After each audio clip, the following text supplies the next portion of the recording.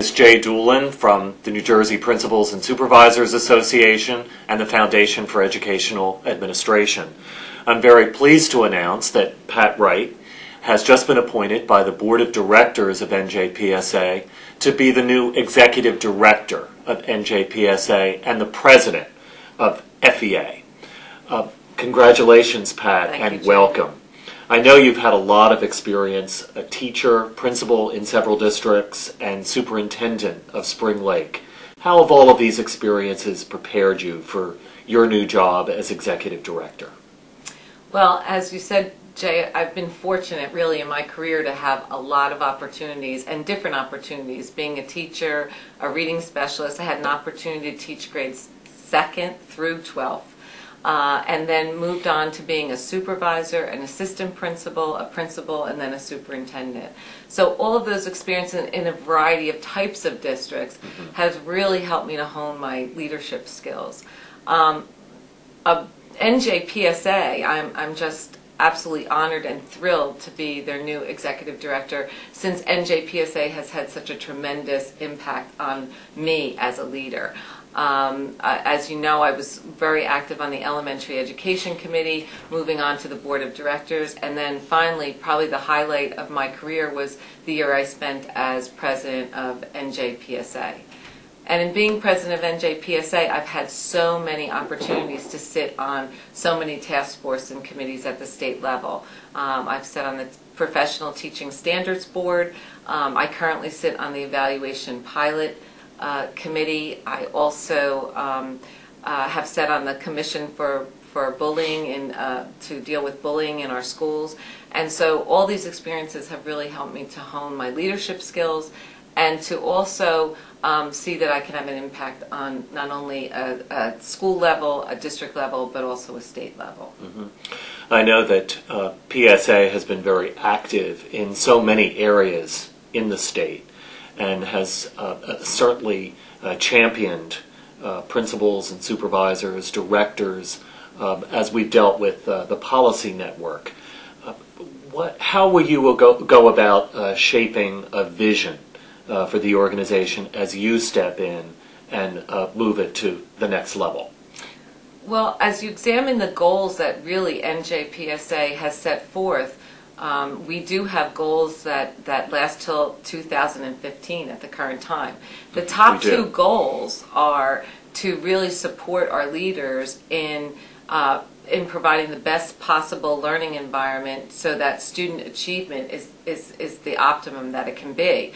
And the second goal deals with really NJPSA addressing the critical issues that are facing our leaders right now. And really my vision combines those two goals, because with the Common Core standards, with the push for collaborative professional learning, with new teacher and principal evaluation, we really are shifting from a climate of compliance to a climate where leaders have to move from being managers of buildings, and they were forced into that role because of all the compliance issues before them and all the checklists they had to deal with. And now they're moving into certainly the vision is an instructional leader who's going to directly impact teacher practice and thereby impacting student achievement. And so NJPSA and FEA will have to work very hard to support our leaders to make sure they have the tools and the resources to be the effective instructional leaders of their buildings. The organization has certainly taken an active role in teacher and principal evaluation, focusing on the Common Core state standards, the new assessment system. Are these some of the biggest challenges you think we'll face as you begin your tenure here?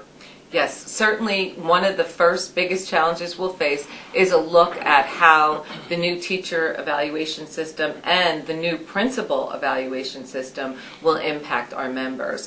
Currently, as I said, I'm serving on the Evaluation Pilot Committee and Advisory Committee, and there is a new subcommittee of that committee on principal evaluation, and I sit on that subcommittee. So it's going to be important as we watch this unfold what impact these evaluation tools will have on our members And also, I've always believed that one of the greatest successes of NJPSA has always been not only does it advocate for its members, but it advocates for the highest quality of instruction for every single student in New Jersey. So combining those two things is going to be really a task that we have to look at closely in the next few years, I'm sure.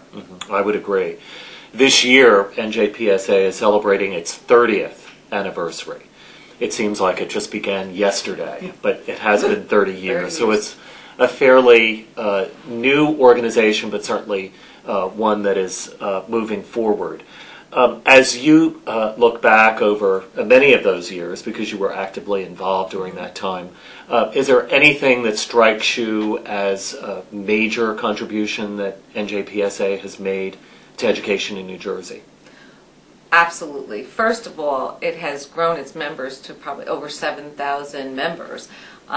Second of all, its government relations staff is just top notch, and because it is top notch, we've had a tremendous impact on the policies, the regulations, and laws that have come forth that affect educators in New Jersey. We've also, as I said before, NJPSA has always been successful because it, again, advocates for its members while advocating for high quality in our schools, high quality teaching, high quality learning, and high quality leading in the schools. And for that, they've built the great New Jersey XL program to help aspiring leaders really hone their skills. And then following that, when those new leaders become leaders in our schools, we have our Leader to Leader program that helps them. We've also established so many collaborative relationships with the Department of Education, higher education, corporations and businesses, where they help support innovations and help plan and implement those innovations in the field. I think one example of that is our relationship with the Dodge Foundation and the grants that they provide our members to make some innovative ideas happen in their own schools. And so, NJPSA, again, its biggest, it's so well respected because I think that everybody in the state knows that, yes, we advocate for our members, but we truly advocate for the best education for every New Jersey student. And I think that that's what makes NJPSA so powerful as an organization, and their voice is always welcome and heard in our state because of that. I agree. You start in just a couple of weeks at the beginning of January. What do you think will be your first couple of steps in taking over? Well, I think that the biggest challenge of any new leader is to really know the organization fully. And with that in mind, I plan to meet with every single staff member at NJPSA and FEA, and I plan to really know the daily workings of the organization. I'm interested in really looking at areas of strength that I know we have a lot of, but also areas where we can grow and develop. And so a lot of my initial time will be spent in exploring those areas, and also to make sure that I know everything possible about the critical issues facing our members and facing the state in terms of education. So that's what I'll be spending my time on for the first few months.